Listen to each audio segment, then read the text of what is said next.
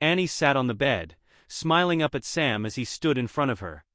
She gently pulled his shirt from his pants, unbuttoning it and letting it fall to the floor. With soft kisses on his stomach and chest, Sam closed his eyes, letting out a slight moan. Slowly, Annie leaned back, her smile lingering as Sam steadied himself by holding onto her shoulders, squeezing them tightly. After a moment, Sam collapsed onto the bed, catching his breath. Annie took the opportunity to undress and join him, lying close. She pulled Sam up the bed and kissed him deeply, then looked into his eyes and said, "Enough of this. I need you now." Sam responded to her without hesitation, holding her close before they both collapsed onto the bed, exhausted. They lay there for a while, catching their breath, before getting up to take a shower and dress to return to work. Before they left the room, Annie pulled Sam in for one last kiss. "Listen, that was amazing, but we can't do this again," Annie said. "You said that last week too, but you know you can't get enough of this," Sam replied. "I know, but Jason is acting funny and I think he may be getting suspicious. And that whole deal with your wife trying to call you last week has made me a little nervous. While this may be incredible, I'm not willing to risk my marriage over it." "Okay, I hear you," Sam replied. "You're right. We need to take a break for a while until things settle down. I don't want to lose Kathy either." At that point I had seen enough. I picked up my laptop and slammed it against the nearest wall. This betrayal was too much to bear, and if I ever got my hands on Sam he would regret it. But before I could do anything, my office door opened slightly, and my assistant Sally hesitantly stuck her head in. "Are you okay, Mr. Winters?" she asked. Taking a deep breath, I replied, "Yes, Sally, I'm fine. I'm sorry if I frightened you. I think I'm going to leave for the day and head to the gym. I have some things I need to work through and I think a hard workout may help me. Oh, and Sally, could you arrange for a new laptop?" "Yes, sir, Mr. Winters. I'll get on that right now." With that, I grabbed my coat and headed out the door. I guess I should introduce myself. I'm Jason Winters, and that was my wife of almost 25 years in that video. We met in college, and after dating for 2 years we married just after graduation. As far as I knew, we had a great marriage for all those years and 3 wonderful kids. I guess I was wrong. This all started a few days ago when Kathy Mason, Sam's wife, came to see me, concerned that there was something going on between her husband and my wife. If not for her, I would still be oblivious to what was happening right under my nose in my own house. 3 days earlier, Sally had informed me, "Mr. Winters, I have a Mrs. Mason in the lobby to see you. She said that her husband Sam works with your wife, and that it's urgent she speaks with you." "Thank you, Sally." "Did she say what this was about?" "No, sir. She just said it was personal. Tell her I'll be there in a few minutes." I had a bad feeling about this. Why would a woman I had only met once at a company Christmas party be coming to see me about a personal issue? It was only 11 a.m. and I had done nothing all day but put out fires. And now this? What's worse is that it's only Monday. Maybe it was time to scrap my rule of no drinking until after 5 p.m. I walked into the lobby and saw a pretty brunette sitting on the sofa. "Mrs. Mason, I'm Jason Winters. Please come back to my office and we can talk." "Thank you, but please call me Kathy," she said as she stood to shake my hand. "Okay, well, follow me, Kathy, and please call me Jason," I replied as I led her around the corner into my office and shut the door. "Please have a seat and tell me what's on your mind," I said, motioning to the sofa in the corner of the office. As she crossed the room, I couldn't help but notice how beautiful she was. Kathy Mason had shoulder-length black hair, and while some might say she was 10 to 15 pounds overweight, to me, it looked like she had curves in all the right places. I took a seat in one of the chairs facing the sofa, and noticed that her hands were shaking as she tried to collect her thoughts. "Jason, I don't really know how to say this, so I'm just going to be blunt. I believe my husband is having an affair with your wife, and I was hoping you could help me prove it. I don't know if you've suspected anything, but I can show you what I know and we can start from there if that's okay with you." Wow. Not only was Kathy beautiful, but her accusations seemed extreme. I didn't know her husband very well, but I knew my Annie, and the last thing I believed she would do was cheat on me and our kids. However, I could see that the only way out of this situation was listen to Kathy, and try to reassure her that she might be overthinking things. "Well, Kathy, please excuse my skepticism, but this is really hard to believe." "Show me what you have and let's see where it leads," I told her. She took a couple of deep breaths to calm herself and collect her thoughts before beginning. "Okay, last Thursday I was in town running some errands and decided to surprise Sam at the office to see if he wanted to have lunch. But when I got there, he wasn't in his office. I asked around and was told that he left for lunch around 11 a.m. I thought that was strange since I had packed him a lunch that morning like I do every day. So, thinking he might be running some errands, I tried to call him to see if he wanted to meet me somewhere, but he didn't answer." I could see tears forming in the corners of her eyes as she paused for a moment. At this point, I knew I needed to get her through this story before she broke down. I handed her a box of tissues from the table and asked, "So, where does Annie come into this?" She wiped her eyes and nose before continuing. "When he still hadn't returned my call by the time I got home, I started to worry because that just wasn't like him. Then it hit me about 6 months ago when our oldest son started driving. I downloaded one of those apps that tracks your location by your cell phone.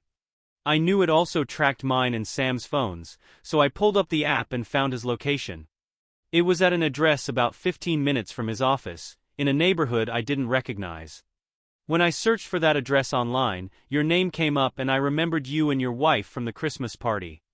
I was still skeptical, but the situation was becoming more suspicious. I would have to ask Annie about this later. So, Kathy," I asked, "did you ask Sam why he was my house in the middle of the day?" "No, but let me finish. The app also tracks everywhere you've been for the past 90 days, so I pulled up Sam's history and found that he has been going to your house every Thursday for the past 3 weeks. He would leave his office at 11 a.m., arrive at your house around 11:15 a.m., stay there until around 1 p.m., and then drive back to his office. That's when I knew what was going on. When I asked him that evening why he hadn't called me back, he told me he was with a client. I can't think of but one reason why he would lie to me." I could feel the anger building inside me as she spoke, but I managed to stay calm. Kathy was just a messenger and she was clearly hurting. It was my turn to take a few deep breaths and compose myself. Then it hit me, the history on my security system could confirm if she was right. So, I pulled up the system on my phone app and scrolled back 3 weeks. There it was. Annie had disarmed the system at 11:15 a.m. and rearmed it at 1 p.m. I found similar entries for the next 2 Thursdays, but nothing suspicious before that. Kathy sat there quietly crying while I paced the floor, trying to figure out what to do. Then I had an idea. I picked up the phone and called my friend Bill Stevenson.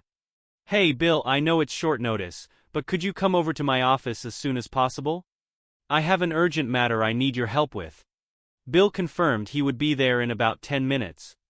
I explained to Kathy that Bill was my security system contractor.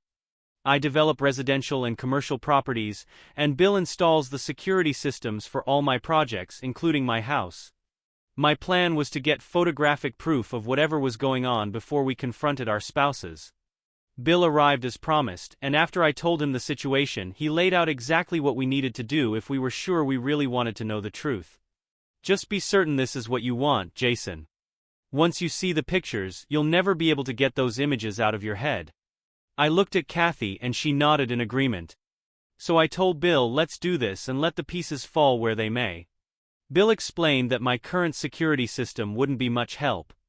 The cameras inside the house were motion activated, but only when the system was armed, designed to ensure privacy.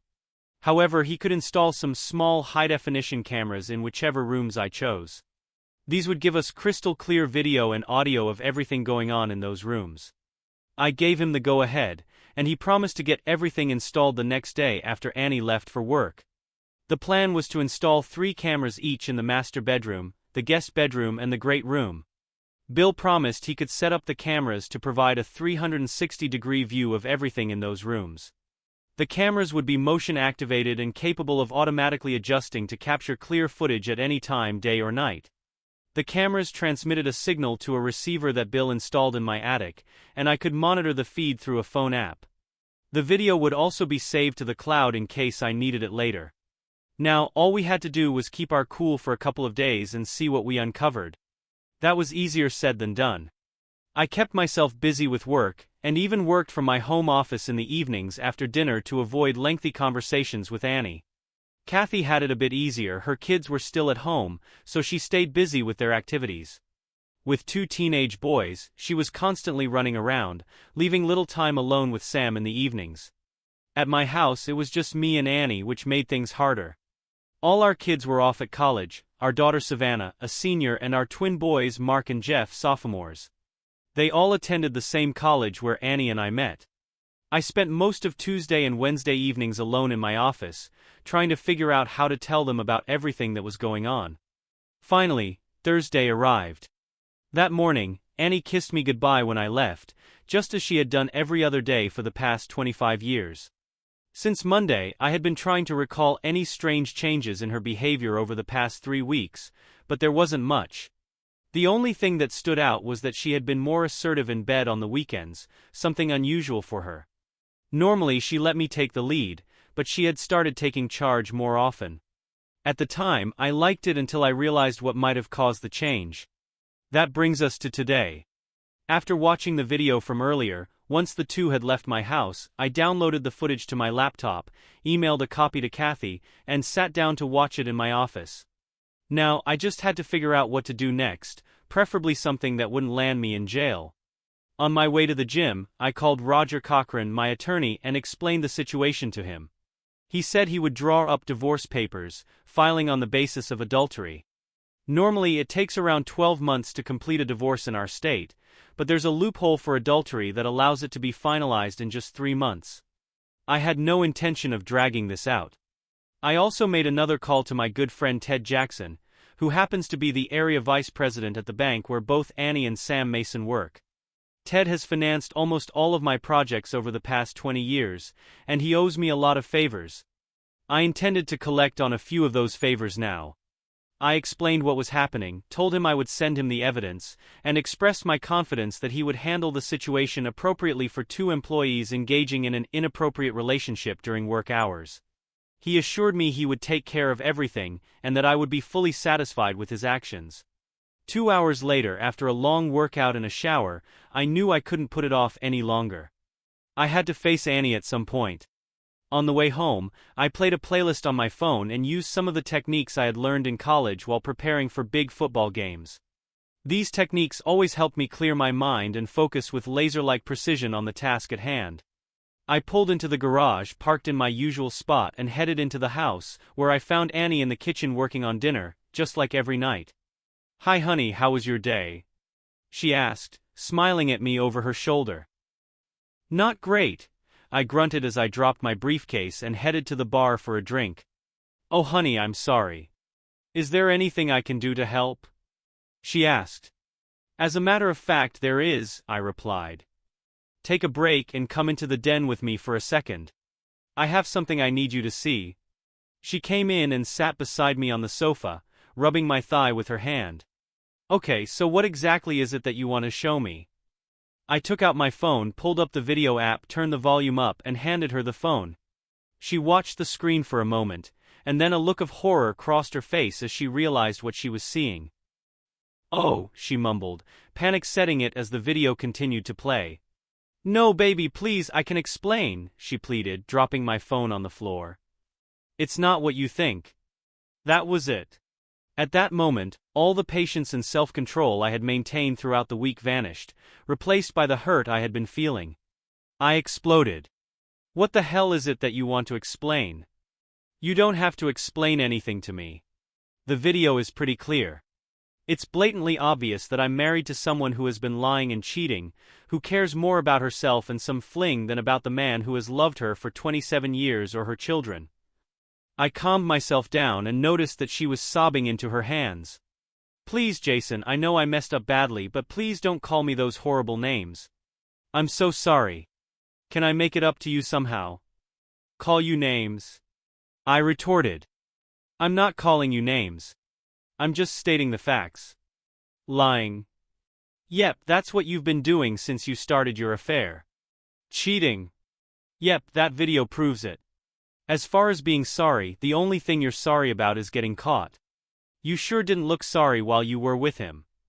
My face was flushed and I could feel my heart racing in my chest.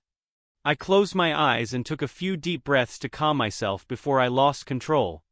When I opened my eyes, Annie was curled up in a fetal position, still sobbing. "Okay, Jason," I whispered to myself, "get it together. Just explain the options and get out of here." "Listen, Annie," I said, trying to keep my voice steady. "I want you to be clear on your options at this point. Roger is drawing up divorce papers as we speak. You will be served with them next week, and you'll need to take them to a lawyer to have them reviewed. I think I'm being very fair in what I'm offering: half the equity in the house, half the retirement accounts, and $5,000 per month for 12 months. You've got 2 weeks to sign them to avoid going to court, where I will be forced to present that video. It's your choice." With that, I got up, went upstairs, packed some clothes, and headed to my car. "I'll send someone to get the rest of my things," I said as I walked out. "You can stay here until the divorce is final. I can't stand the thought of being in this house after everything that's happened." I paused for a moment, looking back at my home of 20 years, then slammed the door, leaving her sobbing on the sofa. When I left my house, I drove straight to the apartment that my secretary Sally had arranged. Over the past few years, whenever my company developed an apartment complex, I began including 4 to 5 furnished units for short-term executive rentals. These units were popular with foreign companies, and they normally rented for about 4 times the usual rate. Who would have thought I would end up living in one of them? I opened the door, dropped my bags in the entryway, and collapsed into one of the chairs in the living area, suddenly feeling exhausted. Just then, my phone buzzed. "Who the heck keeps calling?" I muttered, pulling the phone out of my pocket to see 12 missed calls, 8 from Annie, 2 from my daughter Savannah, and 1 each from my sons. What part of "don't call me" does she not understand? I quickly deleted all of Annie's calls before returning Savannah's. "Daddy, are you okay?" She answered. "Baby, I'm fine. What's going on?" I replied. "Well, Mom called about an hour ago looking for you." She sounded really upset, and when I asked her what was wrong, she said you two had some kind of fight and that you stormed out of the house and won't answer her calls. That doesn't sound like you, so I got scared that something might have happened. Well, that didn't take long, I thought. "Savannah, I can assure you that nothing has happened to me. What your mother failed to tell you is that we were arguing because she decided I wasn't good enough for her. So, she found someone else and started sneaking him into the house. So it wasn't exactly a fight, it was more like I'm divorcing her and I never want to see her again. Now she thinks she can explain it all away if I'll just listen to her. But it'll be a cold day in hell before I listen to any more of her lies." I suddenly realized I was raising my voice at my daughter and paused to catch my breath. It was then that I heard her crying on the other end. Well, I obviously didn't handle that very well, did I? I told myself. I managed to get my emotions in check and explain everything to Savannah, making sure she understood that this didn't have to come between her and her mother. This was between Annie and me, and I wanted her to maintain her relationship with both of us. After I hung up with Savannah, I called Mark and Jeff to let them know what was going on. Unfortunately for Annie, they both inherited my temper and they were both really upset with her. They'll eventually make peace with her, but she will face a lot of anger from them before everything settles down. The next few weeks passed by fairly quietly. I buried myself in work and the gym, trying to stay too busy to think about the chaos my life had become. My only social contacts outside of work were my kids and Kathy Mason. I talked to kids several times each week. The boys kept the conversations focused on school and sports, while Savannah would catch me up on what was happening with her, though she also tried to bring up Annie, who, according to my daughter, was not doing well at all. Kathy Mason and I met for lunch every Monday. It might not have been the best idea given our circumstances, but we both needed someone to talk to, someone who understood what we were going through. I was moving full speed ahead with the divorce, but Kathy was having some second thoughts. It was different for her, she still had children at home, and a divorce would be much messier for her and Sam. She often used me as a sounding board for the decisions she was facing. On the last day before her deadline, Roger informed me that Annie had finally signed the papers and returned them to his office. Now it was just a matter of waiting the 3 months for a court date to finalize the agreement. Annie had only one request, that I let her talk to me before we go to court. Despite my objections, Roger made it clear that things would go much smoother in court if I met with her. He said that most judges wouldn't look favorably on a spouse who was ending a 25-year marriage without any counseling or at least some honest discussions between the two parties. I finally agreed to meet with her, but only when I was ready. Over the next month, I reverted back to my old habits before I met Annie. I worked hard, worked out like a madman, and played hard. My business required me to be out of town a couple of nights each week, and most of those nights included dinner and drinks, usually at a bar after work. I am a creature of habit, so this was a pattern I had followed for years. But normally, after a couple of drinks and some conversations with whoever was sitting near me at the bar, I would head back to my room and call Annie and the kids. There would sometimes be some harmless flirting with other patrons, but it never went beyond that.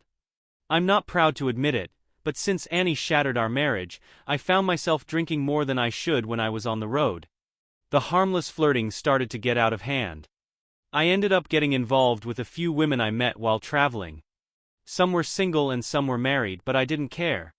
I was furious with Annie for what she did, and I hated Sam for involving himself in my marriage.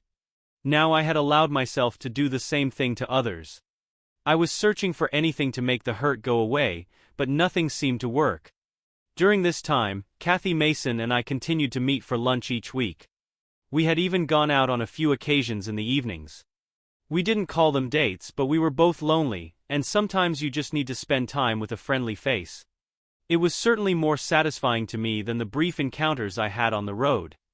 There was no romantic relationship, but I had kissed her goodnight a few times, lingering a little longer than I probably should have on more than one occasion. One Monday night, Kathy and I were out for dinner, and I noticed that she was quieter than usual, just picking at her food. It was clear something was on her mind. She finally stopped and looked me in the eye. "Jason, we've been out a few times lately, and whether we call it what it is or not, they have basically been dates. I know it's been a little awkward the last few times when we said goodbye. It felt like we both wanted more than just a kiss, but we were afraid to let things go any further. So, I wanted you to know that I think I need for things to, how do I put this, move a little further along, at least physically."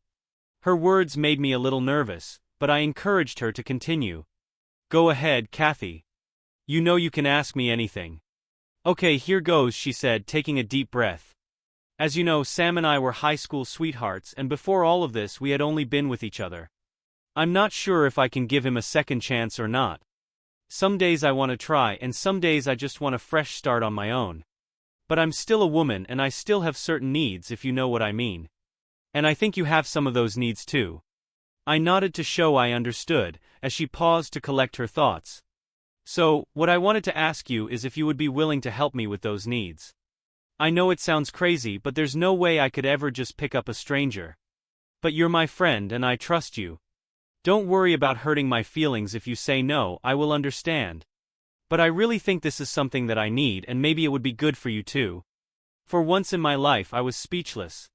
That was the last question I ever expected to be asked. I carefully thought about how to respond before speaking. "Kathy, wow, I'm certainly flattered that you feel comfortable enough to ask me to help you with this. Please don't take my hesitation to mean that I'm not interested.